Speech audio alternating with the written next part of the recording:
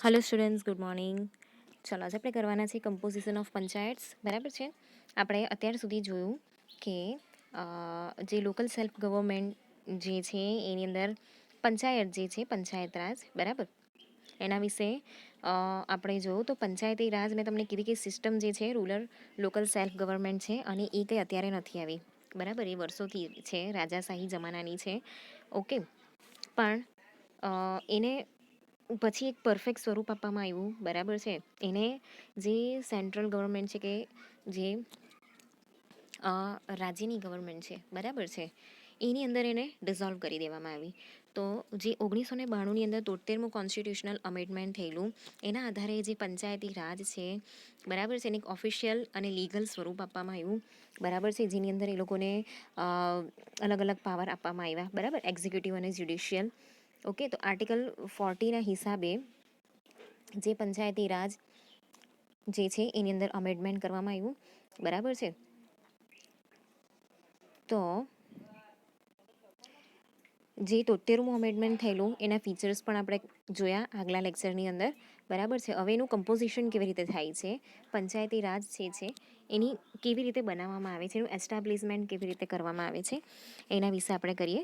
તો જે પંચાયતી રાજની સિસ્ટમ છે, બરાબર છે, એને કેવી રીતે સ્થાપવામાં આવે છે કે જે 73મું અમેન્ડમેન્ટ થયેલું, બરાબર, જે ઉપર આપણે જોઈ ગયા એને 3 ભાગમાં એને વેચવામાં આવે છે. એના 3 સ્તર છે, બરાબર છે. એ આપણે જોઈ ગયા કે વિલેજ લેવલ છે, પછી બ્લોક લેવલ છે અને ડિસ્ટ્રિક્ટ લેવલ છે, બરાબર છે. એ 3 ટાયર સ્ટ્રક્ચરના બેઝ પર એને એનું જે એસ્ટાબ્લિશમેન્ટ છે એ કરવામાં આવે છે, બરાબર, 73માં અમેન્ડમેન્ટના હિસાબે.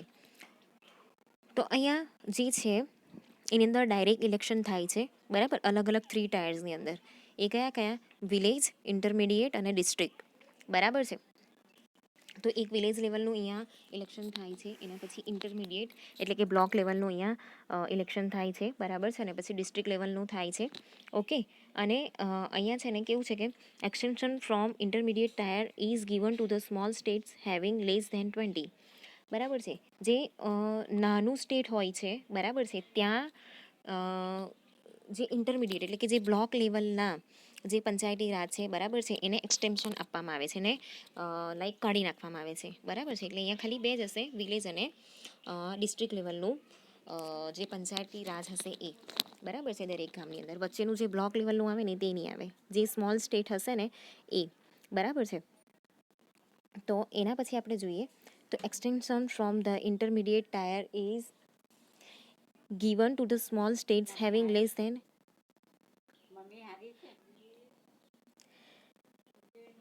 તો અહીંયા જે ઇન્ટરમીડિયેટ નું જે સ્તર છે, બરાબર છે, પહેલાં શું આવે? સૌથી પહેલાં વિલેજ લેવલ. ઓકે, એનાથી મોટું એટલે બ્લોક લેવલનું. એની અંદર બીજા થોડાક ગામડા જે છે એનું ઇન્ક્લુડ કરવામાં આવેલા હોય, બરાબર છે. માની લો કે એક બ્લોકની અંદર 10 ગામ છે, બરાબર, તો એ 10 ગામની જે છે એ પંચાયત રાજ હશે, બરાબર છે. પછી 10 ગામનો જે બ્લોક હશે એની પણ એક પંચાયત રાજ હશે, બરાબર છે. હવે એની માની લો કે અહીંયા બીજા 8 બ્લોક છે, તો એ 8 બ્લોકની ડિસ્ટ્રિક્ટ વાઇઝ પણ એક અલગથી પંચાયત હશે, બરાબર છે. તો જે સ્મોલ સ્ટેટ્સ છે જેની અંદર કેવું છે કે 20 લાખથી ઓછું પોપ્યુલેશન હોય ને, બરાબર છે, તો જે બ્લોક લેવલની જે પંચાયત છે એને અહીંયા કાઢી નાખવામાં આવે છે અને મુક્તિ આપી દેવામાં આવે છે, બરાબર છે. તો એવા જેટલા બી સ્મોલ સ્ટેટ્સ છે જે લોકોની 20 લાખથી ઓછી પોપ્યુલેશન છે, બરાબર છે, એવાને અહીંયા એક્સટેન્શન મળે છે. તો it means that they have freedom not to have the middle level of panchayat. એટલે એનો મિનિંગ એવો નથી કે મિડલ લેવલની જે પંચાયત છે એનો એ લોકોને કોઈ હક નથી, બરાબર છે, પણ ઇનડાયરેક્ટલી અહીંયા એ લોકોને હક આપવામાં આવે છે, બરાબર છે. હવે અહીંયા આપણે આગળ જોઈએ તો all members in panchayat are directly elected. હવે પંચાયતના જેટલા બી મેમ્બર્સ છે, બરાબર છે, એને અહીંયા ડાયરેક્ટલી ઇલેક્ટ કરવામાં આવે છે. However if a state so decides, member of the state legislature and parliament may also be represented in a district and middle level panchayats. તો અહીંયા જે સ્ટેટ છે ને, બરાબર છે, એની અંદર કેવું છે કે જે પંચાયત છે એની અંદર ડાયરેક્ટ ઇલેક્શન થાય છે, બરાબર છે. તો જે સ્ટેટ છે ને એ ડિસાઇડ કરે છે કે જે સ્ટેટ લેજિસ્લેટર કે પછી જે પાર્લામેન્ટ છે, બરાબર છે, એના જે મેમ્બર્સ છે ને, બરાબર છે, એ કોણ હશે, બરાબર છે. અને એ લોકો જ જે ડિસ્ટ્રિક્ટ અને મિડલ લેવલની પંચાયત છે એને રિપ્રેઝેન્ટ કરશે. એટલે એ લોકોની જે પણ માંગણી છે, એ લોકોનો જે પણ રિપોર્ટ છે, બરાબર, જ્યારે એ લોકોની મિટિંગ થતી હોય ત્યારે બધી જ વસ્તુ અહીંયા રિપ્રેઝેન્ટ કરે છે. બરાબર છે. એટલે જેટલો બી વ્યવહાર છે, એક્ઝિક્યુટિવ્સ હોય, બરાબર, લેજિસ્લેટર હોય, જ્યુડિશિયરી હોય, ઓકે, ફાઇનાન્શિયલ હોય, બધો વ્યવહાર જે છે એ ડાયરેક્ટ ઇલેક્શનથી જે મેમ્બર ચૂંટાય છે મિડલ લેવલનું અને ડિસ્ટ્રિક્ટ લેવલના પંચાયતનું, બરાબર છે, એ લોકો બધી વસ્તુ અહીંયા સંભાળે છે. હવે અહીંયા આગળ આપણે જોઈએ તો જે મિડલ લેવલની પંચાયત છે are generally known as panchayat samitis. બરાબર, તો જે મિડલ લેવલની પંચાયત છે એને શું કહેવામાં આવે છે? પંચાયત સમિતિ તરીકે ઓળખવામાં આવે છે. બરાબર, તો provisions have been made for the inclusion of the chairperson of the village panchayat in the block and district level panchayats. બરાબર છે. તો અહીંયા કેવી જોગવાઈ કરવામાં આવેલી છે કે જે ચેરપર્સન છે વિલેજ પંચાયતના અને બ્લોક લેવલના પંચાયતના, તો જે village panchayat in the block, જે બ્લોક પંચાયત છે, બરાબર છે, અને જે ડિસ્ટ્રિક્ટ લેવલની પંચાયત છે એમાં કેવું છે કે બ્લોક લેવલના ચેરપર્સન હોય વિલેજ વાઇઝ, બરાબર છે. Chairpersons of the village panchayat in the block and district level panchayat. તો અહીંયા છે ને દરેક વિલેજ વાઇઝ એક ચેરપર્સન હશે, બરાબર છે.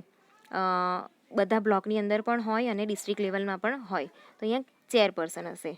Okay, the provision regarding reservation of seats for scheduled caste and scheduled tribe has already been mention earlier. હવે અહીંયા કેવું છે કે જ્યારે અમેન્ડમેન્ટ થયેલું ને ત્યારે શેડ્યુલ્ડ કાસ્ટ અને શેડ્યુલ્ડ ટ્રાઇબ છે, બરાબર છે, એ લોકોની સીટ જે આપવામાં આવે છે, બરાબર છે, એ લોકોનું જે રિઝર્વેશન છે, રિઝર્વ સીટ છે, એની ઓલરેડી અહીંયા જોગવાઈ કરી દેવામાં આવી છે, બરાબર છે, જે ઓલરેડી અમેન્ડમેન્ટની અંદર મેન્શન થઈ ગયું છે. ઓકે, તે જે પણ નિયમ બનાવવામાં આવેલો છે એની અંદર એ મેન્શન થઈ જ ગયું છે. એની સાથે સાથે જે વુમનને મળે છે, બરાબર છે, રિઝર્વેશન, એ પણ અહીંયા ઓલરેડી ડિસાઇડ છે. ઓકે, અમેન્ડમેન્ટની અંદર એ આવી જ ગયું છે. તો however it should also be noted here that 1/3 of total seats are reserved for women. બરાબર છે, 1/3 ભાગની જે સીટ છે એને અહીંયા રિઝર્વ કરવામાં આવેલી છે. કોના માટે? વિમન માટે. એટલે શેડ્યુલ ટ્રાઇબ, શેડ્યુલ કાસ્ટ, એ લોકો માટે રિઝર્વેશન છે, બરાબર, અને 1/3ની જે સીટ છે એ વિમન માટે પણ છે. એ પંચાયતની અંદર બી શેડ્યુલ કાસ્ટ, શેડ્યુલ ટ્રાઇબ અને વિમન માટે રિઝર્વેશન્સ છે. ઓકે, એના પછી છે 1/3 for women out of the quota fixed for scheduled caste and tribes. તો જે 1/3 વુમન જે છે એના માટે જે રિઝર્વેશન આપવામાં આવેલું છે એની અંદર બી શેડ્યુલ કાસ્ટ અને શેડ્યુલ ટ્રાઇબ્સના જે કોટા છે ફિક્સ છે, બરાબર છે. એટલે શેડ્યુલ ટ્રાઇબ અને શેડ્યુલ કાસ્ટ છે એના માટે અલગ, અને વિમનની અંદર બી પછી શેડ્યુલ કાસ્ટ અને શેડ્યુલ ટ્રાઇબની જે વિમન છે એ લોકો માટે અહીંયા રિઝર્વેશન આપવામાં આવેલું છે, બરાબર છે. હવે અહીંયા આપણે આગળ જોઈએ તો reservation is also provided for offices of chairpersons, બરાબર છે. તો જે ચેરપર્સન્સની જે ઓફિસ છે એની અંદર બી અહીંયા રિઝર્વેશન પ્રોવાઈડ કરવામાં આવેલું છે. તો the reserve seats are allotted by rotation to different constituency in the panchayat area. હવે કોન્સ્ટિટ્યુઅન્સી એટલે મતદાર ક્ષેત્ર, બરાબર છે. મતદાર ક્ષેત્ર પ્રમાણે અહીંયા છે ને બ્લોક લેવલના, એટલે જે ઇન્ટરમીડિયેટ જે છે, બરાબર, મિડલ લેવલનું જે પંચાયત રાજ છે, બરાબર છે, એને આપણે કહીશું અહીંયા ક્ષેત્ર, એ ત્યાં આવે. Okay,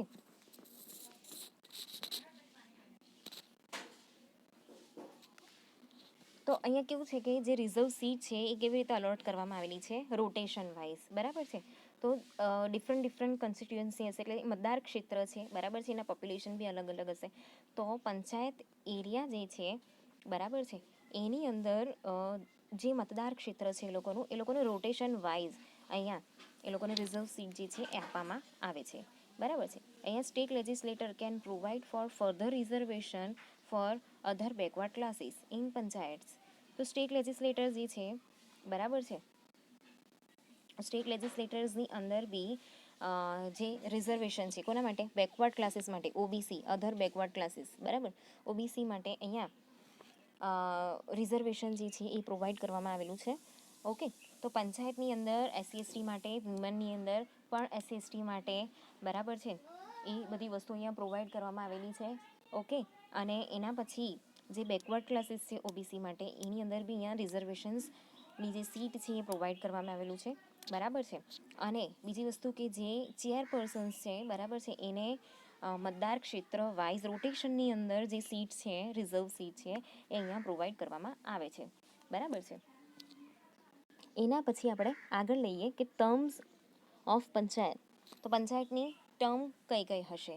the amendment provides for the continuous existence of the panchayat. હવે અહીંયા કેવું છે કે અમુક વર્ષ માટે નથી, એ કન્ટિન્યુઅસ ચાલતી પ્રોસેસ છે. જે પંચાયતનો વ્યવહાર છે એ કન્ટિન્યુઅસ પ્રોસેસ છે, બરાબર. પણ જેવી રીતે ઇલેક્શન 5 વર્ષે થાય છે અને અહીંયા નવી કમિટી બને છે, બરાબર છે, નવા મેમ્બર્સ આવે છે, એવી રીતે જ આ પંચાયતમાં પણ થાય છે, ઇલેક્શન થાય છે, બરાબર છે. અને 5 વર્ષ થાય, અમુક ફિક્સ વર્ષ થાય એટલે એને ડિઝોલ્વ કરી દેવામાં આવે, બરાબર, અને ફરીથી નવી બનાવવામાં આવે.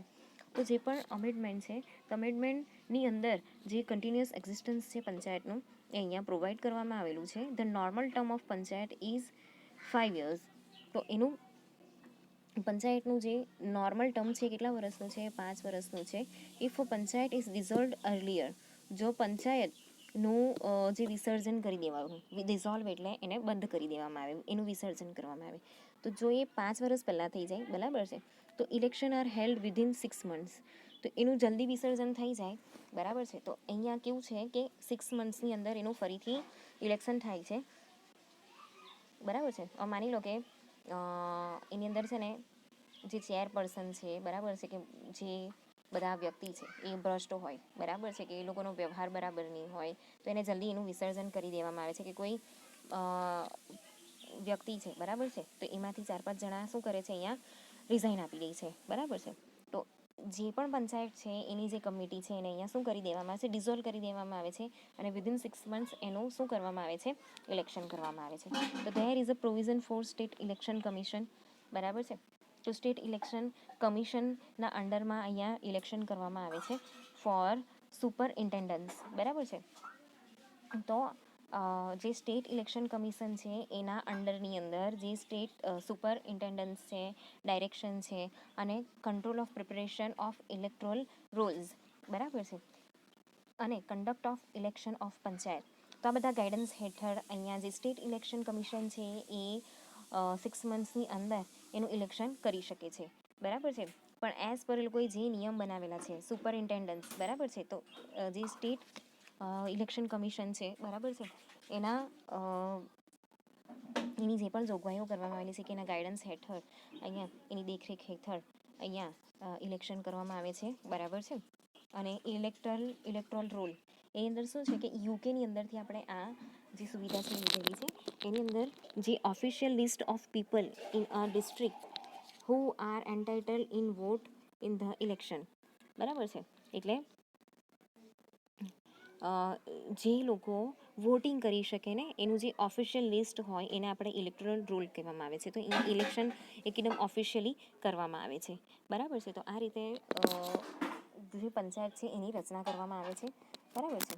હવે power and responsibility of panchayat એ જોઈશું. તો એની અંદર શું આવે છે?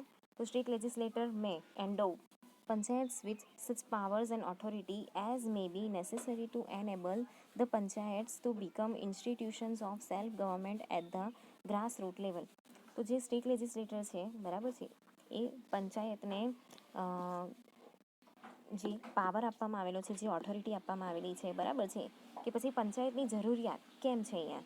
તો જે આપણું સેલ્ફ ગવર્મેન્ટનું જે ઇન્સ્ટિટ્યુશન છે એને કેમ બનાવવામાં આવેલું છે?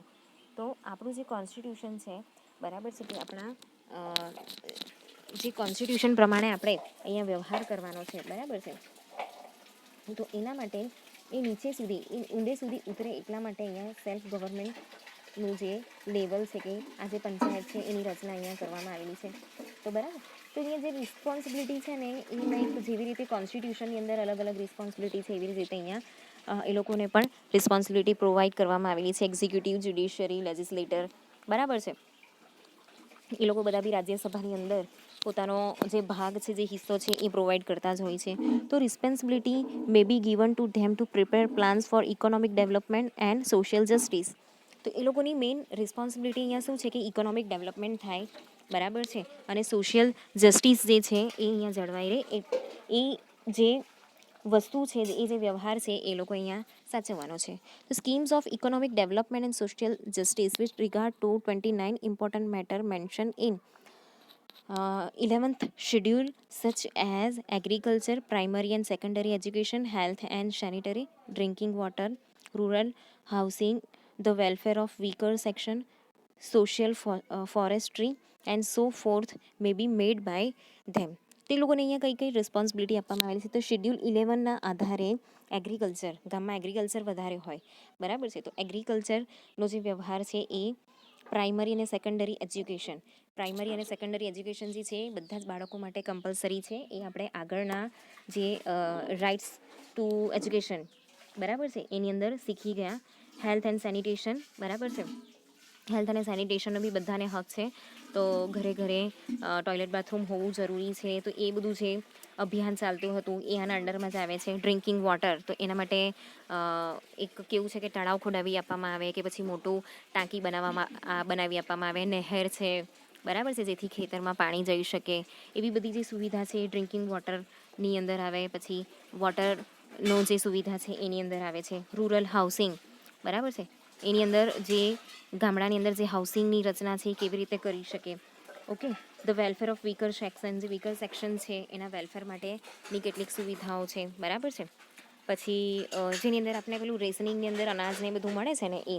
એના પછી છે સોશિયલ ફોરેસ્ટ્રી, જે સોશિયલિઝમ છે, બરાબર છે, જે સામાજિક વ્યવહાર છે એ બધા વચ્ચે જળવાઈ રહી, એને સોશિયલ ફોરેસ્ટ્રી કહેવામાં આવે છે, બરાબર છે. And so forth may be made by them. તો આ બધી વસ્તુ જે છે એ એની અંદર આવશે, એક્ઝિક્યુટિવની અંદર આવશે, બરાબર છે, લેજિસ્લેટરની અંદર આવશે. તો આ રીતે એ લોકોને અલગ અલગ જે રિસ્પોન્સિબિલિટી છે એ સેલ્ફ ગવર્મેન્ટ એટલે કે પંચાયતને આપવામાં આવેલી છે, બરાબર છે. હવે આપણે આવતા લેક્ચરમાં જોઈશું કે જે એ લોકોનું 3 ટાયરનું સ્ટ્રક્ચર છે પંચાયતી રાજનું, એ આપણે જોઈશું. એટલે જે પંચાયત સમિતિ છે ને, બરાબર, એ આપણે જોઈશું.